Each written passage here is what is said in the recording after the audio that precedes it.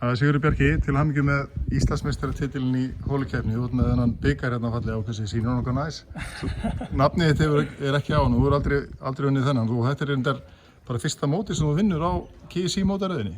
Já, ég meina, ég er búinn að vera mörg ára að keppa hérna mótaröðinni og loksins vinn ég móti hérna. Og það er líka bara heiður að vera að nafnum hans vera á sama stað og mikið af þessu fólki hérna sem er á bikarnum.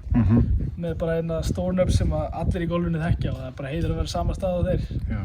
Þegar langt mót, holukeppnin er svolítið öðruvísi heldur en höggleiks fyrirkomulagið. Hvernig svona vinnur þú með þetta? Þú spilaði föstudag og sunnudag, það eru ógeðslega margar holur í alls konar veðri. Hvað er tekið? Hvað gerir þú?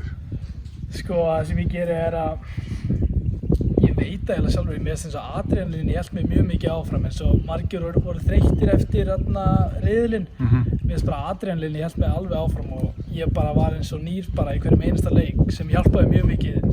Þegar einhver aðrir voru lúnir þá var ég bara tilbúinn að fara af stað aftur, sko. Já.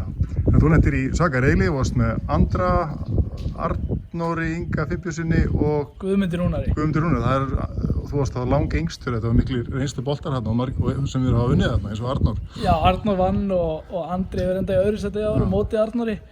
En jú, maður er alltaf smá stressaður að fá svona riðil fyrir mót, þessi gæjar hafa keppt hérna í 20 ára samtals á mótaröðinni og erfitt að keppa mótana reynslu boltum en þú veist, jú, ég tók það á endanum en það var alls ekkert létt, sko. Fullt af höggum sem þú mannst eftir og ég sá þig setja hérna niður pút á móti Kristjáni Þór Einarsssyni hérna á 18. þar sem að þú komst í úrslitaleikinn. Það var örugglega eitt af pútum mótsins hjá þér. Já, ég lét Jóa Katti alveg lesa það og ég pútaði bara eftir línu og ég sá eiginlega bara svart yfir boltanum. Ég man þannig sé ekkert eftir pútinu og einhvern veginn rúllaði það í og ég fagnaði bara eins og ég veit ekki hvað, sko. Já. Úrslitaleikurinn, hvernig svona, ef þú dregur hann saman, var eitthvað betra golf heldur en í hinu leikjunum, það er bara mjög svipað? Ég finnst að vera aðeins betra golf. Ég var uppi allan tíman og hleypt honum þannig sé ég geta aftur inn í leikinn.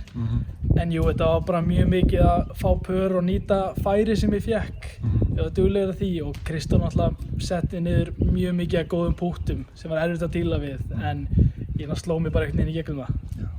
Ég spurði Sögu að því áðan hvort hún ætlaði að fagna í kvöld með því að fá sér eitthvað gott ísi eða bragðarif eða blandi í poka. En ætlaði þú að fara að horfa á golf líka eða? Já, ég enda var að fyrir þetta. Ég er að fara upp í Grafarholt núna eitthvað aðeins að fagna með einhverjum þar. Ég skil. Þannig maður kannski tekur blandi í poka með sér upp í Grafarholt. En ég óskaði til hamingju með þetta og njóttu þess að vera með nafnið þitt á þessum flotta bikar. Takk fyrir það.